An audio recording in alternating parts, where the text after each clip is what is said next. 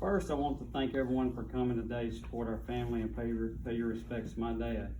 It means so much to us and our family. You know, last Sunday was Father's Day, and I knew this would be the last one I would spend with my dad. And so I sit there beside his bed, and I'll tell you what some things I told him.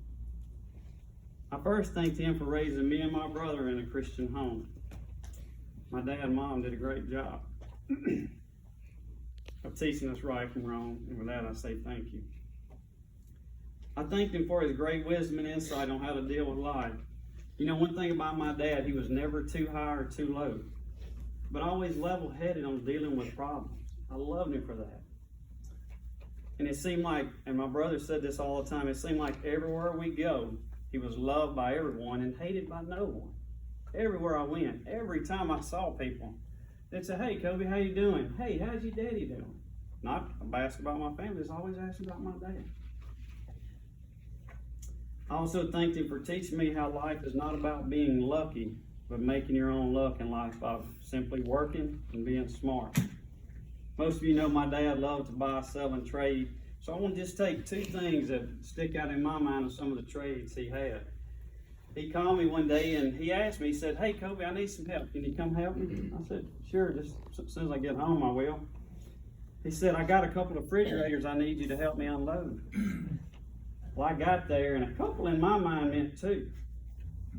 Little did I know, when I got there, he had 79. 79 refrigerators he had bought. And he had rented an 18-wheeler to put them in, and he told me, he said, "Hey, bud, I only got it for 30 days now."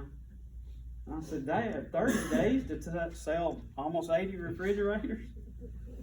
And I said, "Man, you need like 6 months to sell 80. And I remember he's got this quirky grin he had, and I remember he gave me that grin, and he said, "Nah, I get them." The number 79 went off on day 9. 9 days it took him to sell 79 refrigerators. There's no telling how many me and my brother have loaded in our life and unloaded. I will tell you one more. We went to Tennessee, and while visiting my Uncle Larry, and I'll say this to Todd and Carolyn, he loved Uncle Larry so much. And we was going around town, and there was a school bus they found for sale, and I was with them. And now let me say this: when I say a school bus, it's not a fixer-upper. This was a school bus, like you see the Caledonia's kids get on. And I remember him looking over at me, and he said, "What do you think?" And I said, "Dad, no way. I mean, who buys a school bus?" And even my mom, I remember she saying, "Wayne, we don't need no school bus." Well, the gauntlet had been set then, and now he had to buy it to show us right. 2 hours later, me and my brother was riding 200 miles back home on an unair-conditioned bus. We got home that Saturday night, and I remember him telling me, he's saying, he always called me brother all the time. He said, "What do you think, brother? Think I can sell it?" And I was like, "Dad, now think about yourself. How many times do you go on Facebook or Google looking for a school bus for sale?" I said, "No, Dad, I don't think you can sell this thing."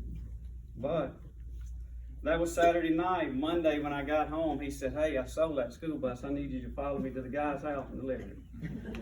Took him a day and a half. Then I remember one more story. I was about 12 or 13 years old, and I asked Dad, it was roughly about a Tuesday or Wednesday night, and Chris is here, he can vouch for this story too. And I asked him, I said, "Hey, Dad, about 10 of us kids want to go to the river camping."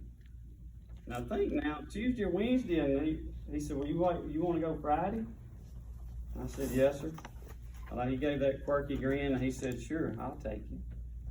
Now, how many times would you load up a bunch of teenagers and carry them to the river, especially 10 of them? Well, I remember me and Chris talked about the other day, he bought us steaks, and we eat, we fished, we ran trot lines, we played cards, and felt like we were kings of the world.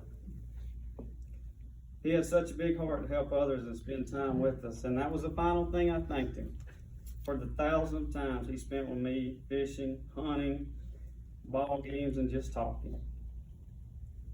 My brother in his letter said, over the last few months, I've thought a lot about how hard it could be to lose him, but I never dreamed it would be this tough.